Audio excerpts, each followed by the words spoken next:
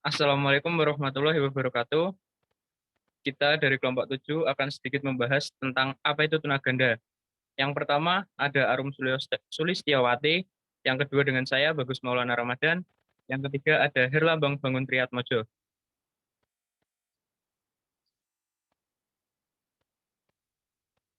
Yang pertama ada pengertian dari tunaganda, yang kedua ada faktor penyebab dan juga kriteria tunaganda, yang ketiga ada klasifikasi tunaganda, dan yang keempat ada penanganan dan proses ABK dalam penjas.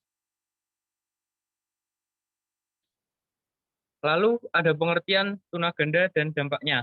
Sesuai dengan makna istilah tunaganda, kelompok penyandang keluarbiasaan jenis ini adalah mereka yang menyandang lebih dari satu jenis keluarbiasaan. Misalnya, penyandang tunanetra dan tunarungu sekaligus. Lalu ada penyandang tunadaksa disertai tunagrahita atau bahkan tunadaksa, tunarungu, dan tunagrahita sekaligus. Tentu dapat kita bayangkan betapa besarnya keluarbiasaan yang disandang yang tentu saja berdampak pada kompleksnya layanan pendidikan yang seyogyanya disampaikan atau disiapkan.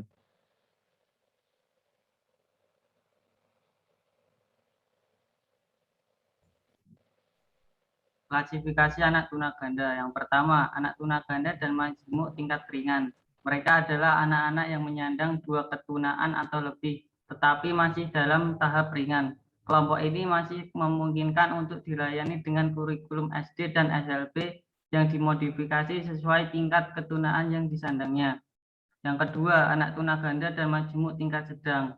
Kelompok ini masih memiliki kemungkinan untuk dilayani dengan kurikulum SLB yang dimodifikasi sesuai dengan tingkat ketunaan yang disandangnya. Yang ketiga, anak tunaganda dan majemuk tingkat berat dan sangat berat.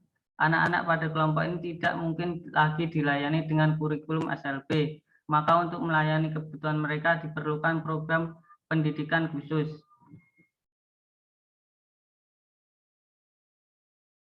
Penyebab tunaganda. Yang pertama, pranatal atau sebelum lahir, terjadi pada waktu bayi masih dalam kandungan. Penyebabnya seperti campak, diabetes, cacar, pemakaian obat-obatan, dan juga perokok berat. Yang kedua, natal atau waktu lahir. Proses melahirkan yang terlalu lama dapat mengakibatkan kekurangan oksigen pada bayi. Juga tulang pinggul ibu yang terlalu kecil dapat menyebabkan otak kejepit dan menimbulkan pendarahan pada otak. Yang ketiga, postnatal, sesudah lahir. Pertumbuhan bayi yang kurang baik seperti gizi buruk, busung, lapar, kecelakaan dapat menyebabkan anak menjadi ketunaan. Masalah-masalah tingkah laku yang kerap terjadi pada mereka. Yang pertama, self simulation, yang kedua self injury, yang ketiga tantrum, dan yang terakhir agresif. Materi akan disampaikan kepada Saudara Arum. Ciri-ciri anak tunaganda. Guest dan Mulligan dalam Mayen 1982 menjelaskan bahwa keberagaman antara anak tunaganda jauh lebih besar di antara kesamaannya. Tidak ada satupun anak yang memiliki ciri yang sama dengan anak tunaganda lainnya. Lebih jauh dijelaskan pada umumnya, yang dialami oleh anak tunaganda adalah keterlambatan perkembangan yang parah dan juga perkembangan yang menyimpang. Yang dimaksud adalah perkembangan yang tidak sama dengan anak normal pada umumnya.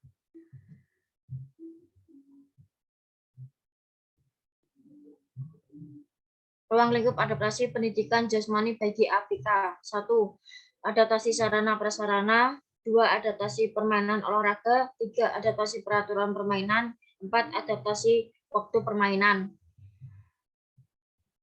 Kesimpulan, melalui pendidikan inklusif, anak kebutuhan khusus didik bersama anak lainnya normal untuk mengoptimalkan potensi yang dimilikinya. Hal ini dilandasi oleh kenyataan bahwa di dalam masyarakat terdapat anak normal dan anak kebutuhan khusus yang tidak dapat dipisahkan satu komunitas, meskipun idealnya dalam sebuah institusi sekolah yang menggunakan konsep pendidikan inklusi seharusnya dari beberapa jenis anak kebutuhan khusus di atas bisa ditangani atau diberi pelayanan seluruh, namun dalam makalah ini akan lebih baik dititik beratkan terhadap pemberian pelayanan pendidikan yang baik bagi anak tunagrahita di sekolah inklusif.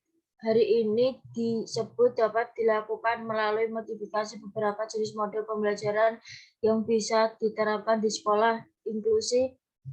Hak bagi anak kebutuhan khusus atau secara umum disebut penyandang disabilitas untuk dapat berkiprah di segala bidang kehidupan, termasuk di dalam bidang jasmani, tentu saja secara hakikat setara dengan anak-anak lainnya. Saya serahkan pada moderator. Sekian dari kelompok 7. Untuk kurang dan lebihnya, kita mohon maaf sebesar-besarnya. Wassalamualaikum warahmatullahi wabarakatuh.